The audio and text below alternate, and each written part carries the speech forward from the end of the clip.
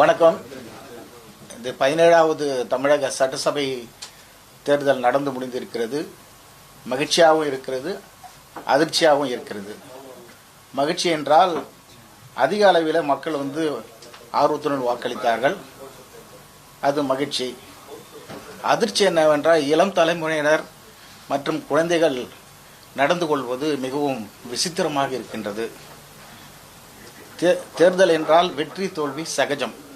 இது 1952 நடக்கின்றது. இது 17வது சட்டசபை தேர்தல். இந்த சட்டசபை தேர்தலில் புதுமையாக இருக்கின்றது. 4 பெரிய கட்சிகள் தேர்தலில் நிற்கின்றன. 4 கட்சிகளும் ஜெயிக்க முடியாது.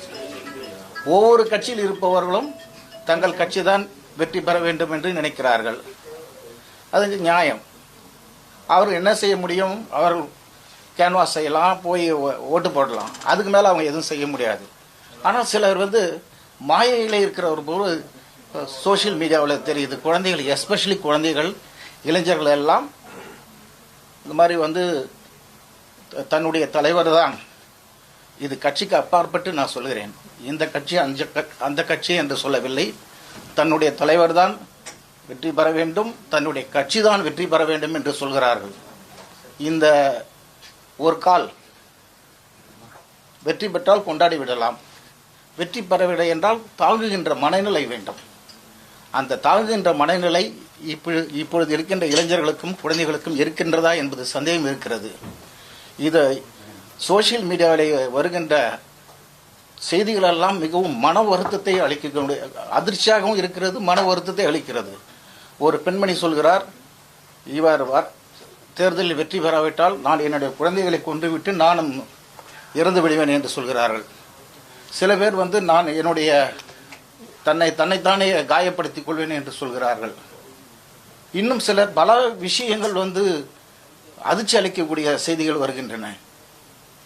ஒரு கட்சியின் மீது அபிமானம் இருப்பது, அவர்கள் மீது ஒரு மரியாதை வைத்திருப்பதும், அவர் அந்த கட்சிக்கு வேலை செய்வதும் சாதாரண விஷயம். ஆனால் இப்படி என்னுடைய கட்சி தான் ஜெயிக்க வேண்டும் என்றால் அந்த கட்சி மட்டும்தான் அந்த எலெக்ஷன் நிற்க வேண்டும், மற்ற கட்சிகள் எதுவும் நிற்கக்கூடாது. இது ஜனநாயக நாடு. மக்கள் பெருவாரியாக யாருக்கு ஓட்டு போடுகிறார்கள் அவர்கள் தான் ஜெயிப்பார்கள். அவர்கள் நினைக்கின்ற கட்சி வெற்றி பெற்றால் கொண்டாட வேண்டும், இல்லை என்றால் அடுத்த எலெக்ஷனுக்கு போட தயார் செய்து கொள்ள வேண்டும். அதுதான் சரியான சகஜ நிலை. பெரும் தலைவர்கள் எல்லாம் தோற்று போயிருக்கிறார்கள்.